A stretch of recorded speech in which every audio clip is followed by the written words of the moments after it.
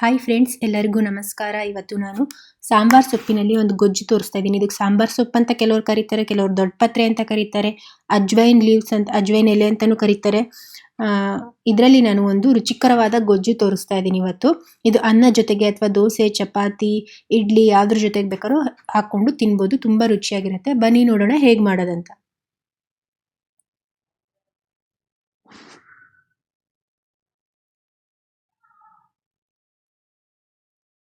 ಮೊದಲು ಒಂದು ಬಾಣಲೆ ಇಟ್ಕೊಂಡಿದ್ದೀನಿ. ಅದಕ್ಕೆ ಸ್ವಲ್ಪ ಎಣ್ಣೆ ಹಾಕ್ತಾ ಇದ್ದೀನಿ, 1 ಚಮಚ ಆಗುವಷ್ಟು ಎಣ್ಣೆ. ಅದಕ್ಕೆ ಒಂದೂವರೆ ಚಮಚ ಆಗುವಷ್ಟು ಅಥವಾ 1 ಚಮಚ ಆಗುವಷ್ಟು ಜೀರಿಗೆ. ಹಾಗೆ ಖಾರಕ್ಕೆ ನಾನಿಲ್ಲಿ ಸೂಜಿಮೆಣಸು ಉಪಯೋಗಿಸ್ತಾ ಇದ್ದೀನಿ. ನೀವು ಸೂಜಿಮೆಣಸು ಇಲ್ಲ ಅಂದರೆ ಹಸಿಮೆಣಸು ಕೂಡ ಉಪಯೋಗಿಸ್ಬೋದು. ಆಮೇಲೆ ಇಲ್ಲಿ ನಾನು ಕೊಬ್ಬರಿ ತುರಿ ತಗೊಂಡಿದ್ದೀನಿ. ಇದ್ರ ಬದಲು ಹಸಿಕಾಯಿ ಕೂಡ ತಗೊಬೋದು. ಇಷ್ಟನ್ನು ನಾನು ಫಸ್ಟ್ ಹುರ್ಕೊತಾ ಇದ್ದೀನಿ ಸ್ವಲ್ಪ ಚೆನ್ನಾಗಿ. ಒಂದು ನಿಮಿಷದವರೆಗೆ ಲೋ ಫ್ಲೇಮಲ್ಲಿ ಹುರ್ಕೊಂಡ್ರೆ ಸಾಕಾಗುತ್ತೆ. ಇವಾಗ ನಾನು ಈ ಎಲೆನ ಇದಕ್ಕೆ ಹಾಕಿ ಹುರ್ಕೊತೀನಿ. ಬೇಕಿದ್ರೆ ನೀವು ಚಿಕ್ಕ ಚಿಕ್ಕ ಪೀಸಸ್ ಆಗಿ ಕಟ್ ಮಾಡಿ ಕೂಡ ಹಾಕ್ಕೊಬೋದು ಹುರಿಯೋಕ್ಕೆ. ನಾನು ಹಾಗೆ ಹಾಕ್ತಾ ಇದ್ದೀನಿ. ಅದು ಬಿಸಿ ತಾಗಿದ ಮೇಲೆ ಮೆತ್ತಗಾಗುತ್ತೆ, ಹಾಗಾಗಿ ಕಟ್ ಮಾಡೋದೇನು ಅವಶ್ಯಕತೆ ಇರಲ್ಲ. ಇದನ್ನ ಇವಾಗ ಚೆನ್ನಾಗಿ ಈ ಥರ ತಿರುಗಿಸಿ ಹುರ್ಕೊಬೇಕು. ಇದು 1-2 ನಿಮಿಷ ಹುರಿದ್ರೆ ಸಾಕು, ಎಲೆ ಎಲ್ಲ ಮೆತ್ತಗಾಗಿ ಸಾಫ್ಟ್ ಆಗುತ್ತೆ.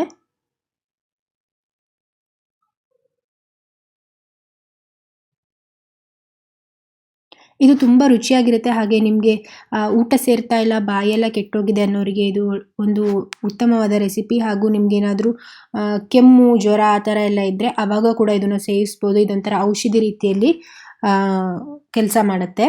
ನೋಡಿ, ಇದು ಹುರಿದಾಗಿದೆ. ಇವಾಗ ಸ್ವಲ್ಪ ತಣ್ಣಗೂ ಆಗಿದೆ. ಇವಾಗ ಇದನ್ನು ನಾನು ಮಿಕ್ಸರ್ ಜಾರ್ಗೆ ಹಾಕ್ಕೊಂಡು ರುಬ್ಕೊತಾ ಇದ್ದೀನಿ.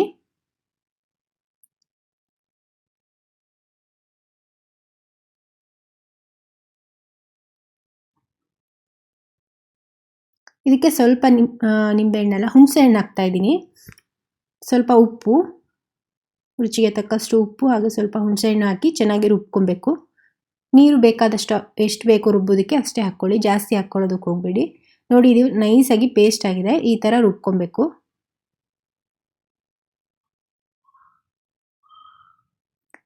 ಇದಕ್ಕೆ ನಾವು ಇವಾಗ ಒಂದು ಒಗ್ಗರಣೆ ಮಾಡ್ಕೊಳ್ಳೋಣ. 1-2 ಚಮಚ ಆಗುವಷ್ಟು ಎಣ್ಣೆ,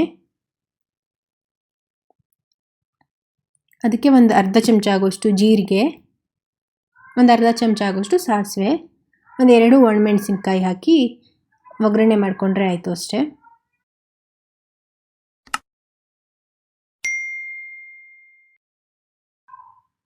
ಸ್ವಲ್ಪ ಕರಿಬೇವಿನ ಎಲೆ ಕೂಡ ಹಾಕ್ತಾ ಇದ್ದೀನಿ. ಹಾಗೆ ಒಂದು ಸ್ವಲ್ಪ ಚಿಟಿಕೆ ಆಗೋಷ್ಟು ಇಂಗು ಕೂಡ ಹಾಕಬೇಕು. ಇಷ್ಟು ಹಾಕಿದರೆ ಒಗ್ಗರಣೆ ರೆಡಿ ಆಗುತ್ತೆ. ಇದನ್ನು ನಾವೇನಿಲ್ಲಿ ರುಬ್ಕೊಂಡಿರೋ ಮಿಶ್ರಣ ಇದೆಯಲ್ಲ, ಗೊಜ್ಜು, ಅದಕ್ಕೆ ಈ ಒಗ್ಗರಣೆನ ಸೇರಿಸಿದರೆ ಆಯಿತು ಅಷ್ಟೇ.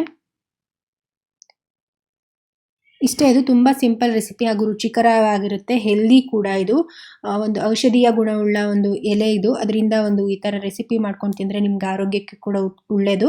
ಹಾಗೆ ಇದು ತುಂಬ ಟೇಸ್ಟಿಯಾಗಿ ಕೂಡ ಇರುತ್ತೆ. ಖಂಡಿತ ನಿಮಗೆಲ್ಲ ಈ ವಿಡಿಯೋ ಇಷ್ಟ ಆಗಿದ್ದರೆ ಒಂದು ಲೈಕ್ ಮಾಡೋದನ್ನು ಮರಿಬೇಡಿ. ಹಾಗೆ ಯಾರಾದರೂ ಹೊಸದಾಗಿ ನನ್ನ ಚಾನಲ್ ನೋಡ್ತಾ ಇದ್ದರೆ ನನ್ನ ಚಾನಲ್ನ ಸಬ್ಸ್ಕ್ರೈಬ್ ಆಗಿ ಹಾಗೂ ಈ ವಿಡಿಯೋನ ನಿಮ್ಮ ಫ್ರೆಂಡ್ಸ್ ಆ್ಯಂಡ್ ಫ್ಯಾಮಿಲಿ ಜೊತೆಗೆ ಶೇರ್ ಮಾಡಿ.